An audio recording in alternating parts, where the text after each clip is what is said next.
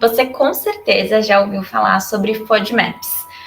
E talvez você não saiba exatamente o que eles são. E ainda menos para quem a dieta Low FODMAP seria indicada. Então, meu nome é Milena Hernandes, eu sou nutricionista e hoje eu vim falar exatamente o que são os FODMAPs, o que significa essa sigla e para quem a dieta Low FODMAP pode ser benéfica, para qual tipo de paciente, na verdade, qual tipo de paciente pode se beneficiar dessa dieta baixa em alguma coisa que a gente vai descobrir agora. Então, FODMAP, ou FoodMap, ou FODMAP, como você quiser chamar, tá? Os FODMAPs, eles são, na verdade, vários grupos de alimentos, mas a palavra, né, essa expressão FODMAP é uma sigla. Então, cada uma das letras dessa sigla significa alguma coisa. Então, eu já vou mostrar aqui para vocês o que significa cada uma delas. É uma sigla em inglês, então a gente tem o F para fermentável, a gente tem o O para oligosacarídeo, a gente tem o D para disacarídeo, o M para monossacarídeo e o P para polióis. O A tá ali só como uma conjunção, porque em inglês o AND, né, a conjunção E, seria o AND, então é só uma conjunção para ligar todos esses grupos.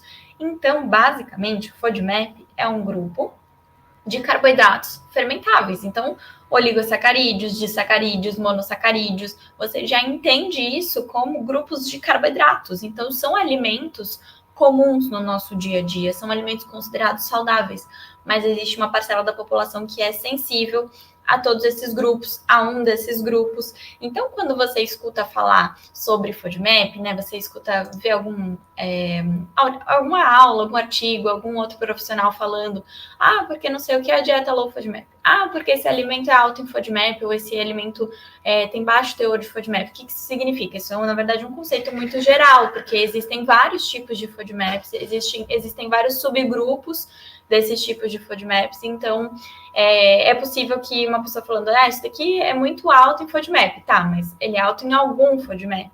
E talvez se alguém não for sensível a esse FODMAP em específico, isso não será um problema.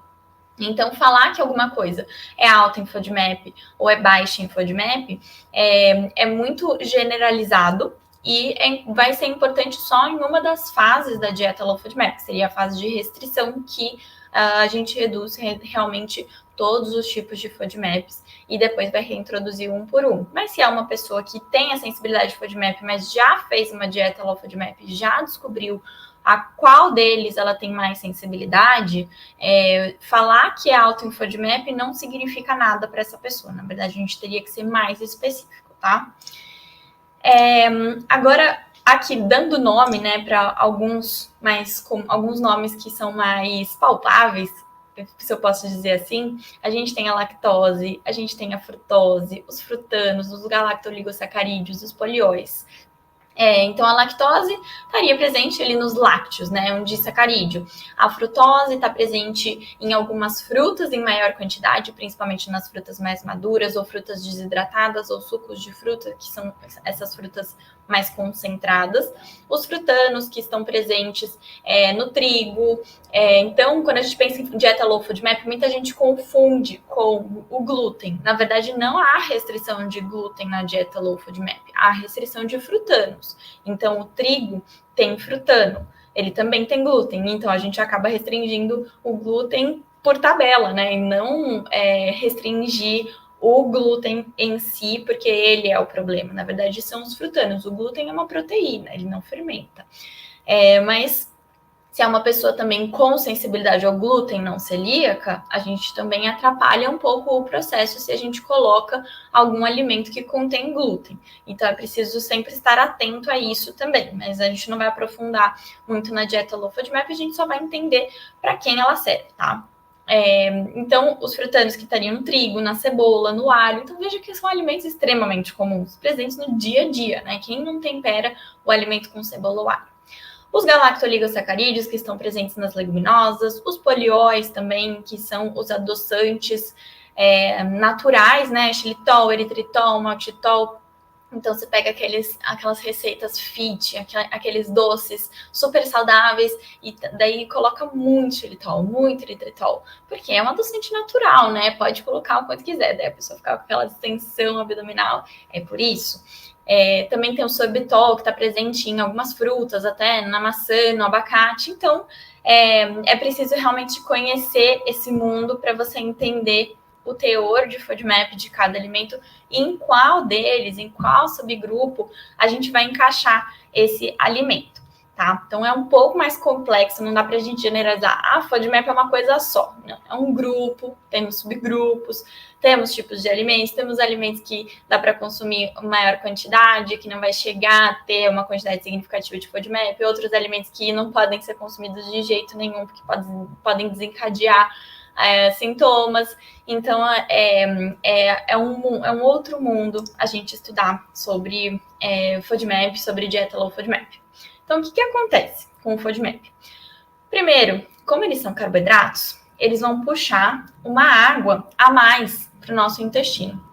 Então, a gente tem o efeito osmótico também do consumo de FODMAPs. Então, como ele puxa mais água, a gente pode acabar tendo uma distensão abdominal, né? Uma distensão do intestino, porque tem mais água dentro, então o intestino vai inflar de água, né? Na verdade, não vai inflar porque não é de ar, mas vai encher de água. Isso pode fazer com que haja uma aceleração do trânsito intestinal, então você vai meio que diluir aquilo ali, né, e não vai dar tempo de formar um bolo fecal, então pode haver diarreia, pode haver fezes mais amolecidas, ou até mais aquosas também. E outra coisa que acontece com os FODMAPs, que são carboidratos fermentáveis, eles fermentam lá no intestino. Então, existe uma fermentação e com essa fermentação vai haver maior produção de gases. E com essa maior produção de gases, também vai acontecer a distensão desse intestino, porque vão ter gases ocupando esse intestino, e isso vai acontecer com qualquer pessoa. Só que uma pessoa que tem um intestino saudável, que não tem sensibilidade nenhuma aos FODMAPs, isso vai gerar um pouquinho de gases ali pontual, mas não vai ter dor, não vai ter distensão abdominal, não vai ter aquela barriga que incha assim para frente. Então, os sintomas da sensibilidade aos FODMAPs são característicos. Não é qualquer pessoa que, eu fiquei com excesso de gases porque eu comi muito desse alimento X. Tudo bem, mas te deu dor, mudou o hábito intestinal, então é preciso entender também essas outras questões para a gente ver se seria aplicável fazer uma dieta low FODMAP para descobrir alguma sensibilidade a esse grupo de alimentos. Então, essa maior produção de gases, né, pode também fazer com que a gente tenha uma alteração da microbiota intestinal e daí a gente vai ter gases em excesso, a gente vai ter inchaço abdominal, a gente vai ter sensação de estufamento, porque às vezes é o intestino que deu uma inflada lá dentro da barriga, e dá para sentir isso também. Ou às vezes o efeito é físico, a barriga mesmo vai para frente e incha, e parece que aquela pessoa tá empachada, assim, não tá conseguindo digerir, porque realmente fermentou demais. Então, a gente tem padrões, né? Então, às vezes, a gente tem a síndrome do intestino irritável, que é um dos distúrbios ali que a gente vai usar a dieta low FODMAP para tratar, para, na verdade, descobrir se existe alguma sensibilidade e se uma dieta low FODMAP ajuda com os sintomas.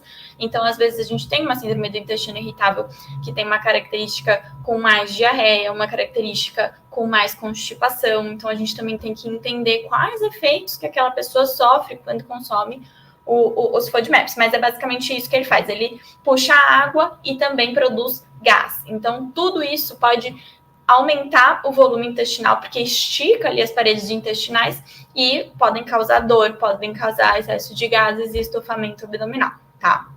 E isso vai causar, consequentemente, uma mudança no hábito intestinal desse paciente. Então, é importantíssimo da gente falar.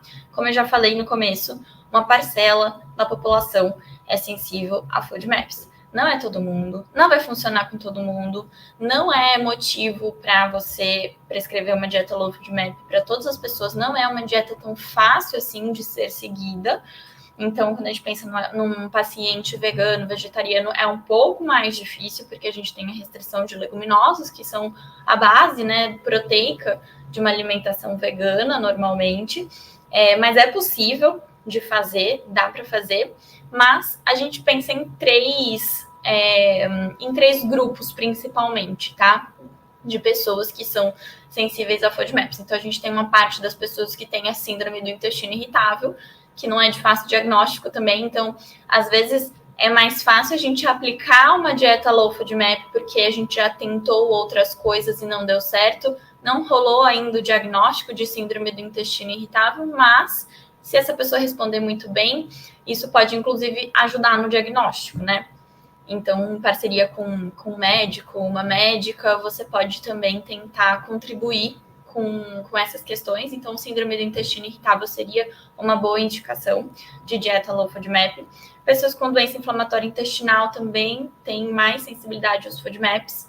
E quem tem dispepsia funcional, então uma má digestão, azia, queimação, também poderíamos indicar isso. Sempre depois de você ter tentado outras alternativas, você ter mudado o hábito alimentar, você ter mudado o estilo de vida da pessoa. Aí sim a gente tenta uma dieta low FODMAP que ela é composta por 3 fases.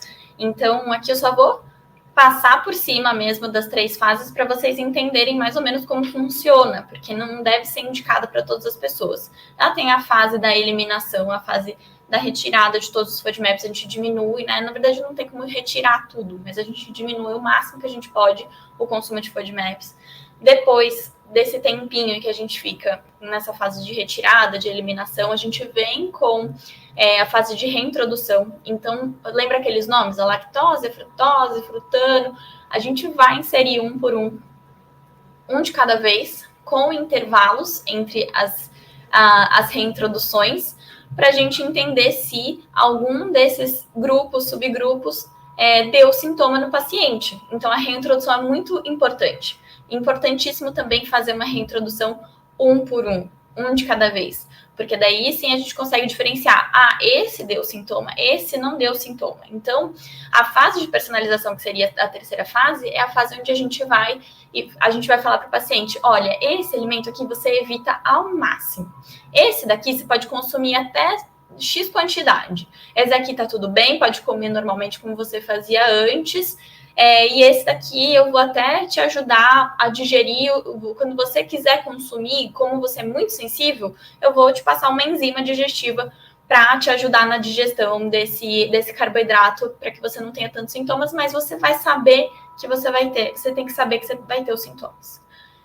É muito melhor lidar com coisa que a gente sabe, né? Então, isso traz tranquilidade para o paciente. É difícil fazer a dieta low FODMAP, porque é um período de restrição e de alimentos que, assim, às vezes não dá para entender, né? Você vai ter que restringir vegetais, frutas, leguminosas, grãos, é isso mesmo. Mas depois da reintrodução vem a personalização, então é muito importante que você se mantenha com esse paciente até o fim, porque ele não pode viver numa dieta low FODMAP, não é saudável, isso pode causar deficiências nutricionais, então é uma coisa também para se estar atento, mas pode trazer esse alívio de saber o que causa, né, cada sintoma, porque é muito difícil viver com esses sintomas de estofamento abdominal, diarreia, constipação, um intestino muito irregular, dores abdominais. Então, quando você traz essa clareza, né, fala para a pessoa o porquê que ela está fazendo uma dieta low FODMAP, isso funciona muito bem, porque traz conhecimento, e com conhecimento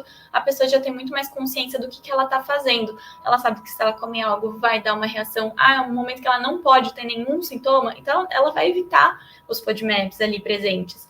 Então tem várias estratégias que a gente pode usar. Então, resumindo, FODMAP é uma sigla para os carboidratos fermentáveis, que a gente tem cada grupo, né? A gente tem os subgrupos também dos alimentos, e a dieta low FODMAP é mais indicada para quem tem síndrome do intestino irritável, doença inflamatória intestinal e dispepsia funcional. Então, eu espero que eu tenha esclarecido essas dúvidas. É um mundo, como eu falei, é um outro mundo, então tem muita coisa para a gente falar sobre esse assunto, então deixa sua dúvida aqui embaixo, me conta da sua experiência com dieta low FODMAP ou com consumo de FODMAPs no seu consultório, e a gente se vê no próximo vídeo.